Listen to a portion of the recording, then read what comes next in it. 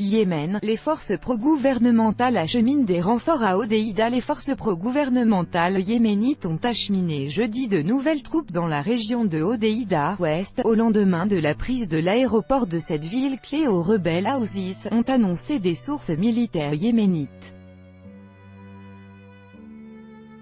Les renforts continuent d'arriver et nos préparations pour avancer sur le port ont atteint leur dernier stade, a déclaré à l'AFP l'une de ses sources. Les échanges de tirs ont opposé jeudi les deux parties au nord de l'aéroport, situé à 8 km du port de Hodeïda, selon les mêmes sources militaires ayant requis l'anonymat. Les rebelles, qui se sont repliés dans la partie sud de la ville, ont tiré au mortier sur les troupes pro-gouvernementales, qui ont riposté, ont-elles ajouté. En ville, des civils ont exprimé leur crainte d'une bataille de rue en cas d'avancée des troupes pro-gouvernementales. Dans un communiqué reçu à New York, l'émissaire de l'ONU pour le Yémen, Martin Griffiths, a affirmé que sa priorité est désormais d'éviter une escalade militaire supplémentaire à Hodeïda et de revenir rapidement à des négociations politiques. L'émissaire a précisé, sans donner de date, qu'il allait prochainement rencontrer les autorités du Yémen réfugié dans le sud du pays et soutenu par une coalition militaire dirigée par l'Arabie Saoudite. Je suis confiant de pouvoir obtenir un accord pour éviter une aggravation de la violence à Hodeïda, a indiqué M. Griffiths.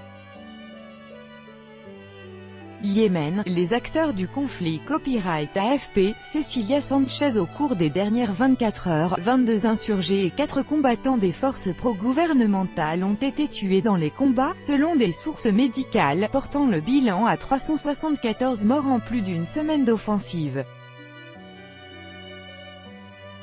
Qu'un bilan des pertes civiles n'a été communiqué, le ministre d'État émirati aux Affaires étrangères, Anwar Gargash, a accusé sur Twitter les Houthis de « bloquer le déchargement des aides au port de Hodeïda, détruire les réseaux d'eau et d'assainissement et poser des mines dans les quartiers résidentiels ».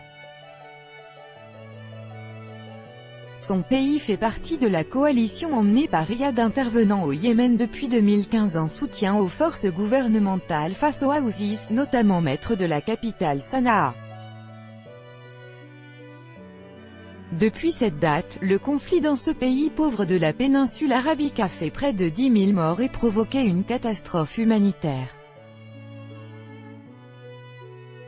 Le Yémen dépend des importations pour 90% de sa nourriture, et 70% de celle-ci passe par Hodeïda, sur les rives de la mer Rouge. Selon M. Gargash, le retrait total, pacifique et sans condition des Houthis de la cité et du port de Hodeïda est la seule issue possible pour empêcher la dégradation de la situation dans et autour de la ville. L'ONU a par ailleurs fait part de son inquiétude de voir émerger à Hodeïda une nouvelle épidémie de choléra qui a déjà fait plus de 2000 morts en près d'un an au Yémen, avant même le déclenchement des récentes violences. Plusieurs quartiers de la ville ont été identifiés comme présentant de hauts risques pour le développement d'une nouvelle épidémie, a souligné dans un communiqué un porte-parole de l'ONU Farhanak. Il a exhorté les parties en conflit à respecter le droit humanitaire international et à ne pas endommager les infrastructures sanitaires. Tout droit de reproduction et de représentation réservé. Copyright 2018, Agence France Presse.